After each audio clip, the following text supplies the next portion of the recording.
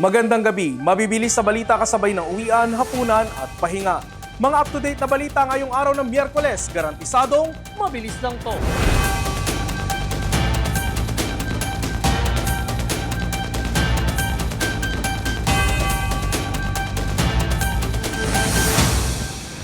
Inihayag ng National Bureau of Investigation sa pagdinig ng House Committee on Justice na mayroon na silang leads sa umano'y individual na maaaring inutusan kaugnay ng banta ni Vice President Sara Duterte laban sa Pangulo.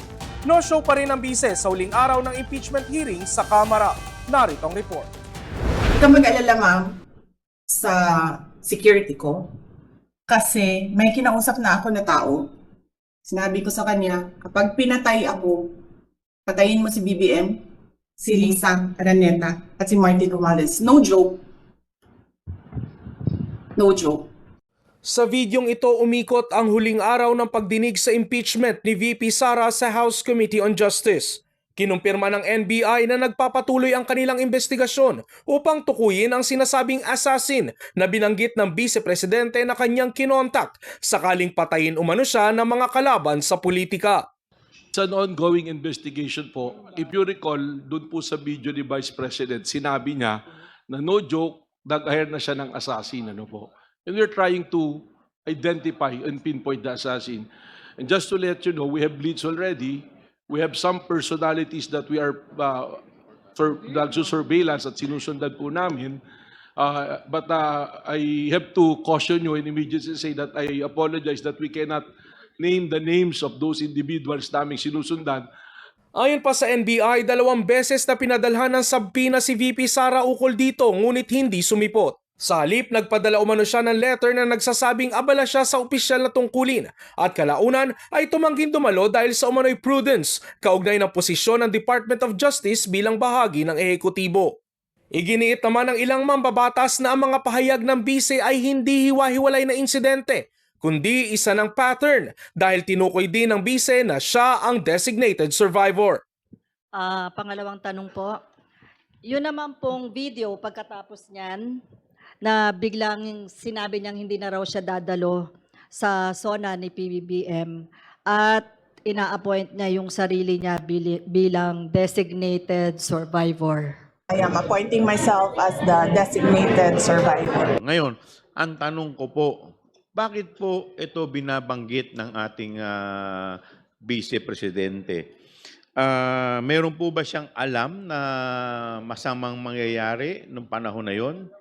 O may alam ba ang ating Vice Presidente na mangyayari kaya ayaw po niyang dumalo sa SONA? Ayon sa NBI, ang pagsasama-sama ng mga ito ay nagpapakita na ang banta ay hindi lamang bugso ng damdamin, kundi maaaring sinasadya ng sabihin ng bise. Kasabay nito, lumutang din sa pagdinig ang usapin ng laki ng security detail ni VP Sara na ayon sa NBI ay umaabot umano sa daan-daan, malayo sa karaniwang bilang. Binigyan din naman ng NBI na ang anumang banta laban sa Pangulo ay tinuturing na banta sa pambansang seguridad, dahilan upang bumuo ito ng isang task force na tututok sa monitoring at investigasyon ng mga ganitong klaseng insidente. Sa panig naman ni VP Sara, una na nitong sinabi Nobyembre ng 2024 na ang paghihiganti ba raw kung siya ay pinatay at patay na ay isa bang krimen?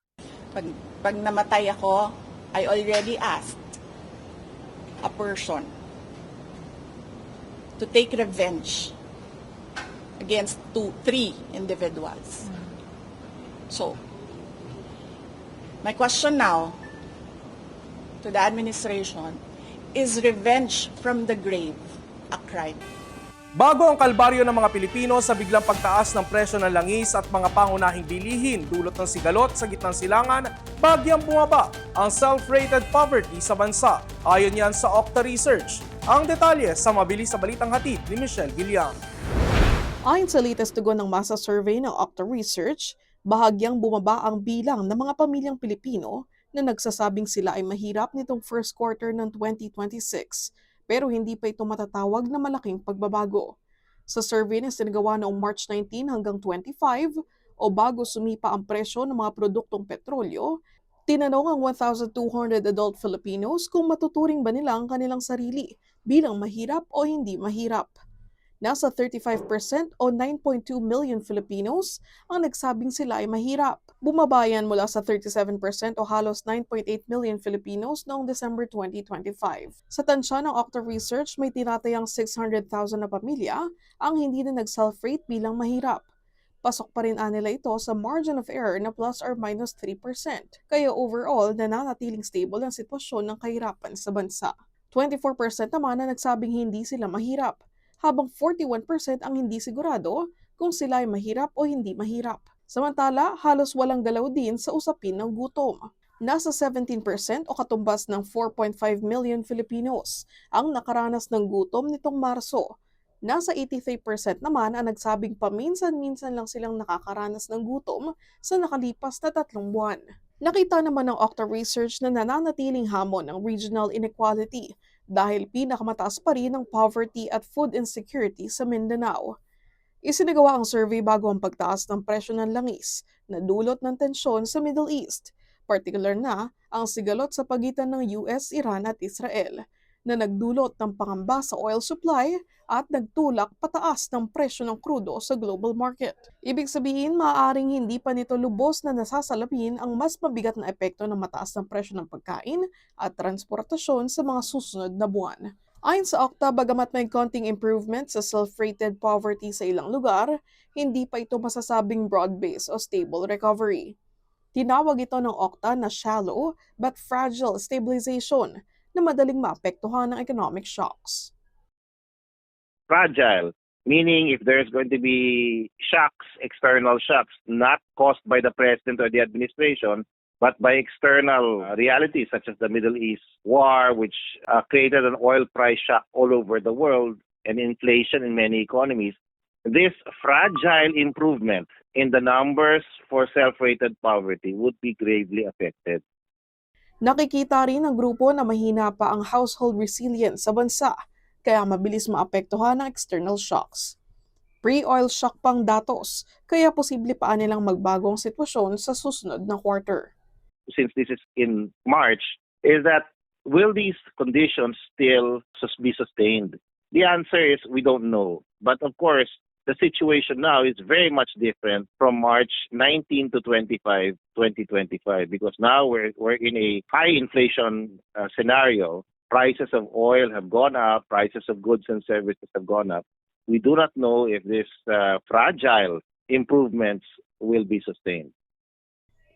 Michelle Giliang para sa All TV News, Channel 2. Sa ibang mga balita, QCPD inilabas na ang larawan ng gunman na pumatay sa billiards patron na si Perry Mariano at driver nito. Halos 200 pamilya apektado sa sunog na sumiklab sa Muntinlupa City. At 70 katao inilikas sa Barangay 168 Deparo North, Caloocan dahil sa ammonia leak.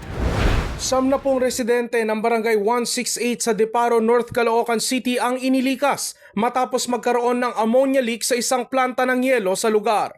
Kwento ng ilang residente, pasado alas 4 ng madaling araw nang makaamoy ang mga ito ng masangsang. Agad namang rumesponde ang BFP Caloocan para isara ang nag-leak na valve.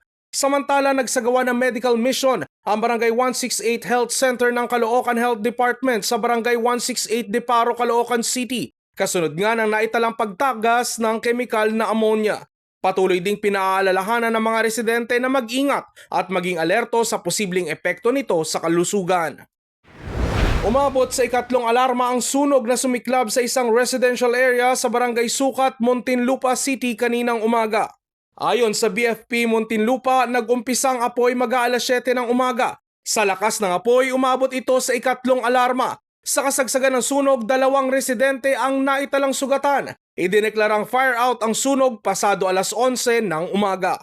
Sa pagtataya naman ng Muntinlupa CDRRMO, 30 kabahayan ang natupok sa nangyaring sunog. Pansamantala naman tutuloy ang mga pamilyang nasunugan sa Sukat Elementary School Main at Sukmon Covered Court. Patuloy ang investigasyon ng BFP para malaman ang sanhi ng sunog sa lugar. Inilabas ng Quezon City Police District ang larawan ng gunman na pumatay sa billiards patron na si Perry Mariano at driver nito na pinagbabaril kahapon sa Timog, Corner EDSA sa Quezon City. Isa sa ilalim na sa forensic examination ang na-recover na rin ng mga otoridad na motorsiklo na ginamit ng mga suspect na iniwan sa Scout Rallyos. Ayon sa QCPD, huling namataan ang mga suspect na naglalakad sa may Quezon Avenue. Patuloy ang manhunt operation ng otoridad sa dalawang suspect. Si Mariano ang dating pangulo ng Association of Club, Karaoke, Disco Owners Operators o ACKDO at nagtatag ng Bugsy Promotions at Lucky Break na sumusuporta sa mga aspiring Pinoy billiard players. Sa sports balita, pasok na sa finals ang Gilas 3x3 Women's matapos dominahin ang Singapore sa semifinals. At Gilas 3x3 Men's Squad kinapo sa semifinals kontra Thailand sa 2026 Asian Beach Games sa China. Mabilis na balitang hatid ni Enzo Laca.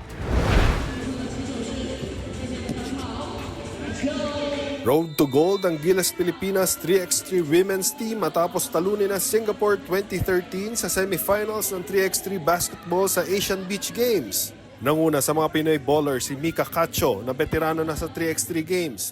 Inalat ang shooting ng Team Singapore sa ganda ng depensa ng women's team.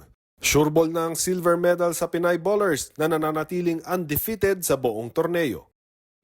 Samantala, kinapos naman ang Gilas Pilipinas men's team sa pamilyar na kalaban na Thailand sa semifinals.